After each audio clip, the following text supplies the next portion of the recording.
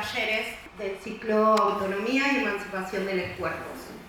Les voy spoileando un poquito, en el próximo taller va a estar Liliana Hendel presentando los medios de comunicación y las redes sociales, representación e influencias en la concepción de la corporeidad. Bueno, debemos abordar los conceptos tanto de autonomía como emancipación y problematizar el rol de los cuerpos de las mujeres como territorio de luchas políticas y personales en tiempos de crisis como el que nos atraviesa y convoca. El avance de las políticas neoliberales en nuestro y todos los territorios debe interpelarnos con el fin de buscar herramientas de liberación, pero de una liberación en el buen y real sentido, no en el que se vende como eslogan y solo nos esclaviza y quita derechos que tanto nos costaron conseguir. Bueno, la presento a Nelly Borges, que es nuestra feminista, amada, matancera territorial.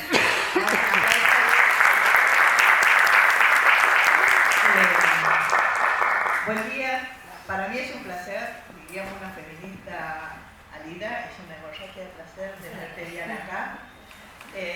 Diana es una excelente compañera de los feminismos de los sectores populares de Matanza. Nosotros, ustedes saben que la red de mujeres también somos militantes cristianas y allá la llevamos a los seminarios de formación teológica que nos acompañó varios años a trabajar desde un discurso entre teología y filosofía. Considero que Diana para nosotros es nuestra Biblia, nuestra concesión en estos momentos de discusión. Cada vez que la red de mujeres tenía cosas ahí, nos hemos cruzado en diferentes caminos de la Argentina y creo que siempre nos sirve para esto, en momentos de crisis, volver a replantearnos cosas. Y como decíamos y hablaba, ¿qué nos pasó a las organizaciones? ¿Qué inercia tuvimos? ¿Qué preguntas no nos preguntamos? ¿Y cómo nos preguntamos cosas para estar viviendo esta realidad? Que como feministas, que ya pasamos los 70, no vimos venir esta realidad que la juventud está mirando. El tema de poder trabajar, el tema de autonomía y emancipación tiene que ver con que, más que nada, es volver la mirada hacia nosotros mismos y hacia nuestra misma práctica para poder ver cómo nos vamos a preparar para los próximos años y cómo vamos a trabajar y para revertir esta realidad, si se puede revertir. Consideramos que sí. Las feministas somos empecinadas, somos duras y creemos que así como hemos logrado 40 años de democracia y hemos ayudado a construir la democracia con todos los derechos que nos están sacando, ayer el ministro de Culto dijo otra cosa, entonces cada día vemos que van por más. Bueno, queremos con Diana, bienvenida, es un placer tenerte y todo nuestro intelecto y nuestra materia gris a tu disposición.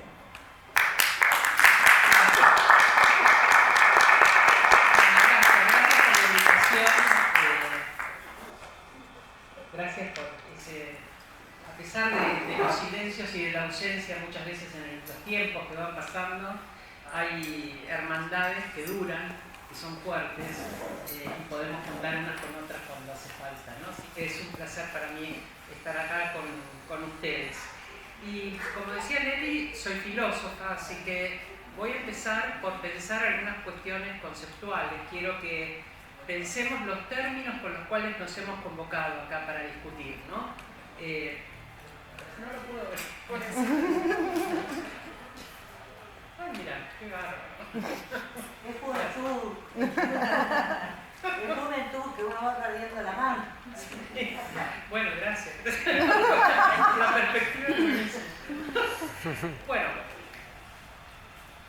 estamos pensando en emancipación, estamos pensando en autonomía y estamos pensando en las corporalidades. Quiero que pensemos estas tres cosas primero, complejicemos un poquito estos términos para después poder hacernos una idea colectiva acerca de cuál es el entorno en el cual estamos tratando de resolver algunos interrogantes y sobre todo encontrar algunas direcciones para la práctica, para la praxis, ¿no? Porque en realidad esa desorientación tiene que ver con que todavía aspiramos a cambiar cosas, a trabajar para cambiar cosas dentro de la sociedad, para mejorar algunos vínculos sociales, cómo hacerlo, con quiénes hacer las alianzas, etc.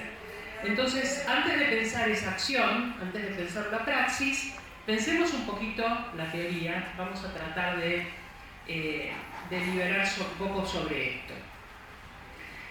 La cuestión de la emancipación. Pensamos en el concepto de emancipación y parece que pensáramos en el concepto de liberarnos de algo que nos subyuga, que nos oprime, que nos impide avances, ¿no? Esa sería la emancipación, liberarnos.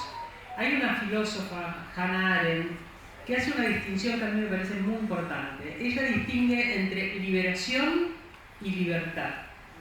La liberación es cuando estamos en una situación de opresión, sacar esa opresión del medio, ¿no? Estamos en una situación de esclavitud, bueno, el fin de la esclavitud. Estamos en una dictadura, el fin de la dictadura. Hemos pasado situaciones así históricamente. Entonces esa parte es la parte de liberación. Nos liberamos de una situación que nos oprime. Pero todavía falta ese aspecto que es la libertad. La libertad no es algo negativo, no es liberarnos de lo que nos oprime. Es algo positivo, es poder realizar nuestro proyecto de vida, poder imaginarnos un futuro, poder tener una utopía, llevarla adelante, individual y colectivamente. Esa es la libertad. La libertad no es solamente no tener opresión. Ese es un aspecto negativo de la libertad, pero el aspecto positivo tiene que ver con poder hacer estos proyectos individuales y colectivos e imaginarnos, usar nuestra imaginación utópica, usar cuáles serían nuestros mundos posibles deseables. De los mundos posibles, ¿cuáles son los deseables? Y esto lo tenemos que definir colectivamente. Entonces, pensar primero esta cuestión de emancipación para no quedarnos solamente en decir en este momento tenemos un gobierno regresivo, autoritario, sí, todo eso es verdad, pero no alcanza con cambiar o dejar de tener un gobierno regresivo y autoritario, o con no tenerlo, para poder realizar libres planes de vida. Y quizás parte de lo que falló es que esa libertad no llegó, que había democracia, que había relaciones sociales, que había sostenimientos políticos, etc., pero las personas no sentían que podían proyectar sus vidas colectivamente. No estuvimos trabajando conjuntamente para pensar ese proyecto colectivo porque lo dimos por sentado, porque hubo una inercia de ya está, lo logramos. En realidad logramos durante los 40 años de democracia no volver a una dictadura, pero hay muchas conductas políticas actuales que son conductas que había en la dictadura. Para muchas personas que están acá es un relato, la dictadura, como decíamos con Nelly, muchas personas llevamos la dictadura inscrita en los cuerpos, en la memoria, en las emociones, mentalmente y físicamente.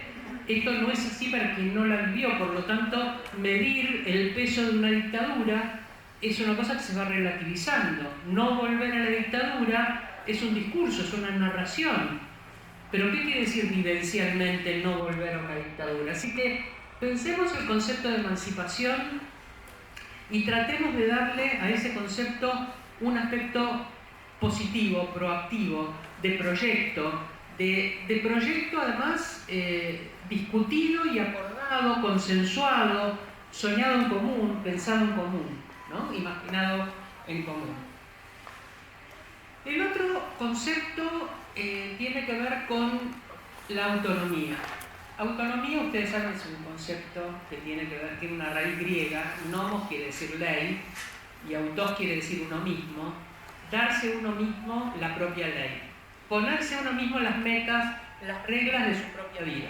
Esto quiere decir autonomía. Una persona es autónoma cuando puede poner las metas de su propia vida. Para que esa vida sea una vida además sostenible éticamente y políticamente, esas metas tienen que ser metas que tengan ciertas finalidades positivas. Porque por supuesto, la meta de la propia vida puede ser llenarse de dinero pisándole en la cabeza a quien venga. Es una meta. Esa autonomía, bueno, relativamente, porque fíjense que el concepto de autonomía que estuvo en ética sobre todo muy profundizado por Kant, que salía de la idea de una ética que él llamaba heterónoma, ¿no? Autónomos es uno mismo, heterónomo es la norma viene desde afuera, la obligación viene desde afuera. Entonces todo el peso que tenía la religión, un peso que muchas veces era un peso dogmático, quizás volvamos a eso, nunca se sabe, a veces se da toda la vuelta y se vuelve, pero ese peso dogmático nos indicaba ciertas metas como obligatorias, pero no permitía la libertad individual para tomar una decisión sobre esas metas.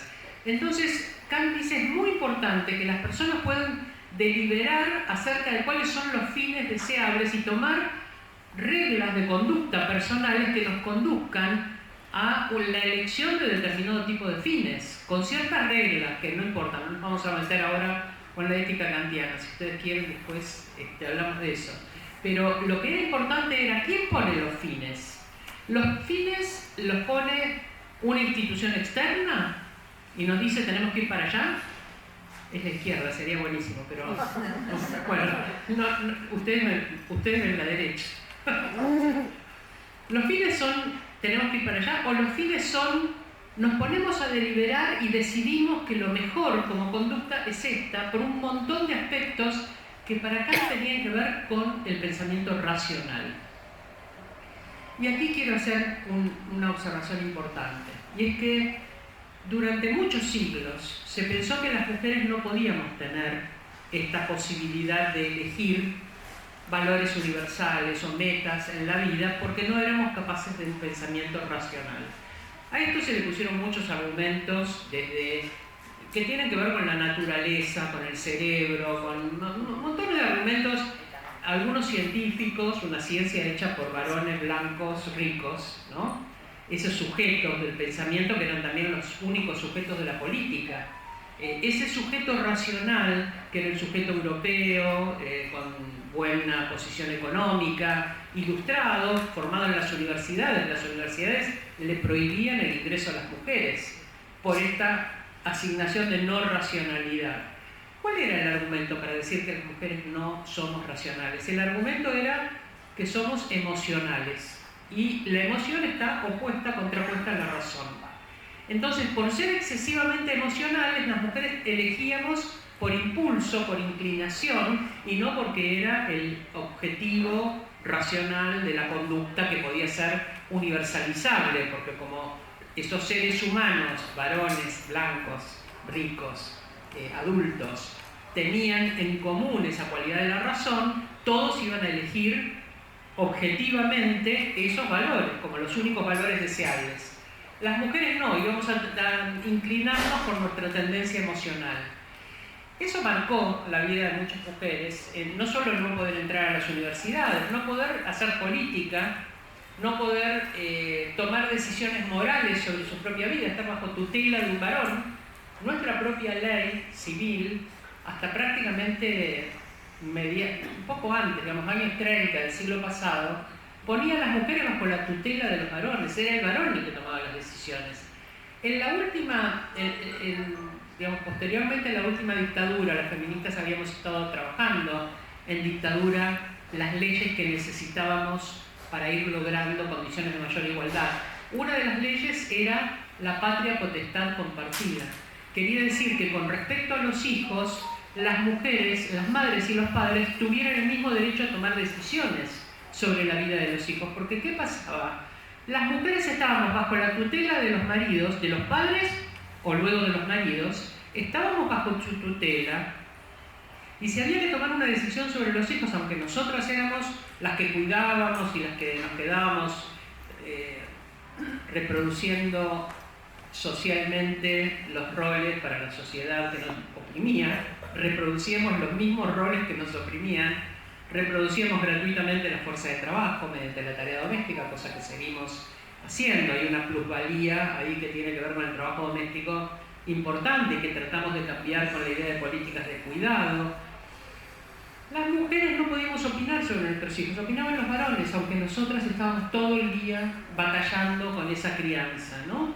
Entonces, si estábamos separados, igual si queríamos ir de vacaciones o queríamos cambiar algo de colegio, ellos eran los que tenían que firmar la autorización. conseguir la patria potestad compartida era romper la idea de que las mujeres teníamos que estar sistemáticamente tuteladas por un varón, que éramos menores de edad perpetuas. Los varones tutelaban cuando eran adultos a sus hijos varones, pero en algún momento se emancipaban los hijos varones. Se emancipaban para su libertad, no para ir presos, como la baja de edad de imputabilidad, que dicen, bueno, a los 13 años ya saben lo que es un delito, va a ir preso. Pero no tienen la capacidad de elegir un proyecto de vida personal, ni de elegir un gobierno, ni de elegir quizás alguna actividad económica, no pueden firmar un contrato, eso no. Son solamente autónomos para ir presos, ¿no? Bueno, hay que pensar estas cuestiones de la autonomía porque realmente es algo que está ligado a las relaciones sociales, a cómo se dan las relaciones sociales de dependencia. Entonces, para que las mujeres fuéramos autónomas y tomáramos decisiones sobre nuestras propias vidas, por un lado, había que mostrar que la emocionalidad no era un obstáculo. Y eso lo trabajamos mucho en la epistemología feminista, ¿no?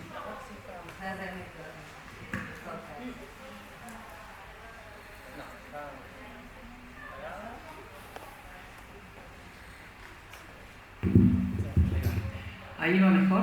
Sí, ¿no? Bueno, lo trabajamos mucho en la epistemología feminista, es decir, en cómo se construye el conocimiento, cómo se legitima el conocimiento, cómo se le da valor al conocimiento producido por distintos sujetos. Todavía ahora tenemos dificultades para que conocimiento, bueno, esto lo vio Paulo Freire cuando trabajó la pedagogía del oprimido, la idea de que hay muchas producciones de saberes que no están socialmente legitimadas como valiosas, pero que son saberes y que son saberes con los que tenemos que contar. No hay una tabula rasa, no hay un balde en el cual está vacío y ponemos cosas. Acá debe haber mucha gente que se dedica a educación, me imagino. Y sabemos que la educación cuenta como un diálogo, no cuenta como uno deposita algo. Y eso ya es algo sabido y no modificado. Hay una recepción activa, cuando la hay, cuando lo logramos, activa, transformadora de aquello que damos y que deberíamos tener junto con esa producción de saber, con esa transmisión, una igualmente sensible recepción de cómo se ha producido ese intercambio, cuáles son no solo los interrogantes, sino los modos de interpretación que se logran en nuestras visiones del mundo. Entonces, tenemos que mostrar no solamente que somos capaces de racionalidad, eso lo mostramos las mujeres ingresando a mediados del siglo XX en las universidades, llevando adelante carreras, etc. Pero también hay que mostrar que ese presunto antagonismo entre razón y emoción es una falsa dicotomía, es un falso antagonismo, un falso binarismo. La emoción es una cualidad humana, no es solamente de las mujeres. Lo que ocurre es que al asignarle a las mujeres el papel emocional y a los varones el papel racional, lo que hacemos es inhibir en las mujeres y no esperar de ellas nada que tenga que ver con cálculo abstracto, con lógica, con matemáticas. De hecho, hay estudios sobre la expectativa docente frente a alumnos y alumnas y se espera que las alumnas sean más conversadoras, son más conversadoras, más prolijas, pero no tienen esa chispa que tienen los varones, y los varones van a ser más resolutivos, van a ir más por las cuestiones abstractas, van a tener más despliegue físico. Entonces cuando salen al recreo las nenas van a estar en los bordecitos conversando, y los chicos van a estar jugando a la pelota con lo que venga se hace redondo para jugar a la pelota, y se van a desplazar físicamente. Entonces las nenas se inhiben de entrar. Ahora las pibas juegan al fútbol, disputan la pelota o llevan ellas su propia pelota. Digamos que hay muchas cosas que han ido cambiando, pero esta idea del rol y de lo emocional o lo racional como una asignación diferencial en varones y mujeres tuvo el efecto de decirles a las mujeres: ustedes no pueden hacer ciertas cosas, y tuvo el efecto de decirles a los varones: no muestren sus emociones, dominen sus emociones, controlen sus emociones, no las expresen, porque eso los feminiza. Y si un varón es muy expresivo emocionalmente, es un marica, es decir, renunció a su masculinidad por el hecho de ser expresivo emocionalmente o sensible. Bueno, pensemos la razón, la emoción, no como cosas antagónicas, como un vaso comunicante, donde a mayor emoción menor razón o viceversa. Pensémoslo como dos cualidades que conjuntamente hacen a lo humano y que podemos desarrollar. Sí.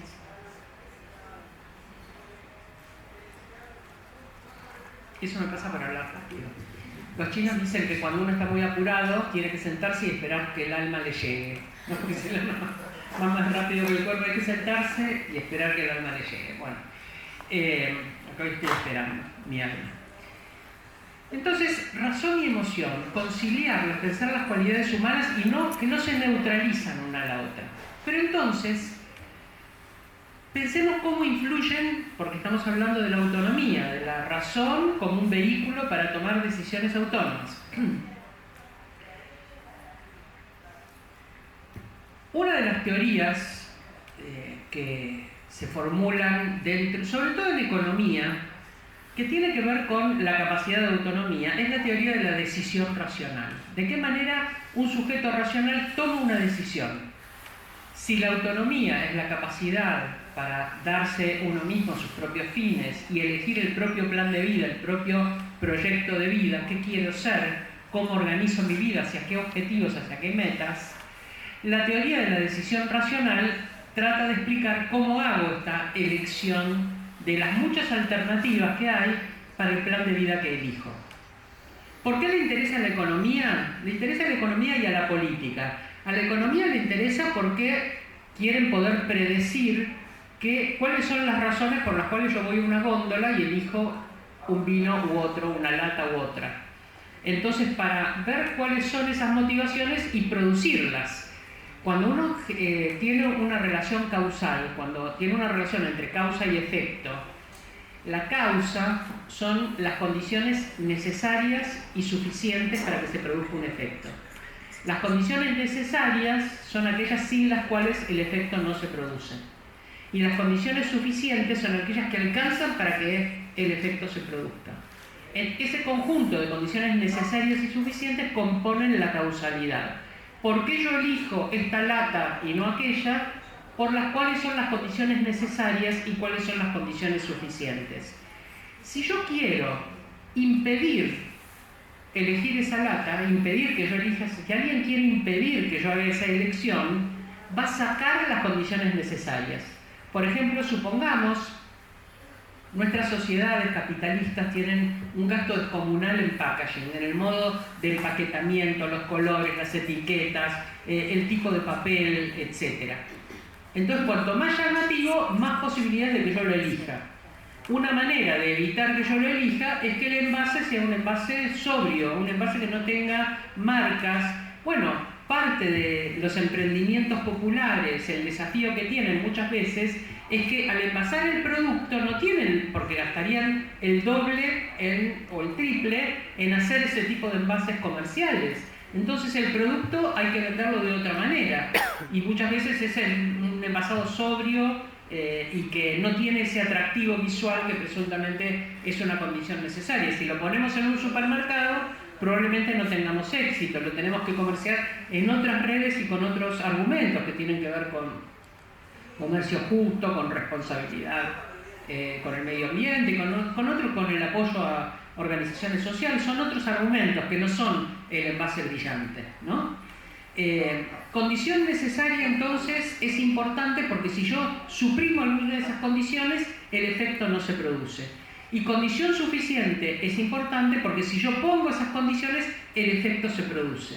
Entonces, ¿cuáles son las condiciones necesarias y suficientes para mi elección racional? Ha sido una preocupación para la economía, por supuesto, y también para la política. ¿Cuáles son las condiciones necesarias para que yo vote un candidato o candidata? ¿Y cuáles son las condiciones suficientes?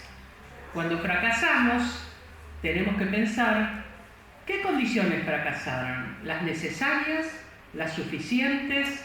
¿Cuáles son esas condiciones que hacen que algo sea elegible, como depositar la confianza en uno o una dirigente para un proyecto de vida en común, que es el proyecto político? Bueno, ¿cuáles son las condiciones necesarias y suficientes? La teoría de la elección racional me dice que un sujeto racional va a elegir de las alternativas combinando dos órdenes. evaluando dos órdenes. El orden de las posibilidades, que es el orden estrictamente racional, qué posibilidades hay de conseguir eso, y el orden de la preferibilidad, que es emocional, que es lo que más me gusta. Si nosotros pensamos en el ejemplo de un vino, ¿cuál es el que más me gusta? Entonces podríamos señalar uno. Ahora, el orden de las posibilidades. ¿Cuáles son mis posibilidades de comprar un vino? Y seguramente va a ser otro. Ahora, si yo soy un sujeto racional, ¿en qué consiste la conducta racional? Nacional, iba a decir. La conducta nacional no es racional. ¿En qué consiste esa conducta? En obtener el máximo grado de preferibilidad en un orden de posibilidad. Es decir, no es lo que más me gusta quizás, pero tampoco es lo más probable. Es lo probable dentro de lo que más me gusta y voy encontrando un equilibrio. Ese equilibrio entre posibilidad y preferibilidad es la elección racional. Y necesitamos las dos cosas, necesitamos la razón y la emoción. No elegimos solo con la razón. Esto es muy importante porque entonces cualquier sujeto racional para comportarse, y esto también de las elecciones políticas, y también en las elecciones de un novio, ¿no? Está el preferible y el posible y hacemos una composición. No siempre el más posible es el preferible ni el preferible es alcanzable. Entonces, todas las elecciones que hacemos racionales, en el matrimonio, en la política, en la economía, en una carrera, ¿cómo elegimos una carrera? Si es una carrera, quiero ser astrónomo, eso solo se estudia en ciencias exactas, me tengo que ir hasta Buenos Aires y además tengo que ir a hacer prácticas en un observatorio astronómico que queda a kilómetros y kilómetros, me tengo que ir de mi casa varios meses para observar. ¿Es posible? A lo mejor es lo que más me gusta, pero quizás no está en el orden de posibilidades. Bueno, de esta manera entonces, estoy dando ejemplos múltiples en todos los órdenes de la vida, sería de este modo. El orden de la elección racional es una combinación entre un orden de preferibilidad que tiene que ver con las emociones, con lo que me gusta, y un orden de posibilidades que tiene que ver con las probabilidades, con la razón y el cálculo. Eso quiere decir que de las posibilidades que hay, no voy a evaluar todas las posibilidades. La teoría de la elección racional sugiere que uno evalúa todas las posibilidades y después combina y después elige. Nadie elige de esa manera. Hay posibilidades que ni las consideramos. Si pensamos, por ejemplo, en el voto, en la política, cuando votamos, ¿dudamos o evaluamos 2 o 3 boletas o las 40 y pico que aparecen en el cuarto oscuro que no sabemos ni de dónde salen? Hay consideraciones que ni siquiera las tomamos en cuenta. Hay formulaciones de la política que no entran ni siquiera en nuestro campo de análisis. Y eso es por el filtro que producen las emociones. No las vamos a considerar porque no está en nuestra emocionalidad tolerar determinado tipo de conductas. Entonces vamos a tomar un rango posible. Es importante saber entonces que cuando formulamos propuestas políticas, personales, académicas, de la índole que fuere, tenemos que presentarlas no solo con las razones, sino también en un orden emocional. Tenemos que poder transmitir ese sentimiento que nos acerca a una manera de vivir en común y no a otras maneras de vivir en común. Si hay maneras de vivir en común que son peligrosas, como yo considero que es el discurso oficial en este momento, en esta manera de vivir en común, creo que es altamente peligroso. Tenemos que poder transmitir ese peligro. Tenemos que poder transmitirlo no racionalmente, emocionalmente. Imaginarnos lo que sería estar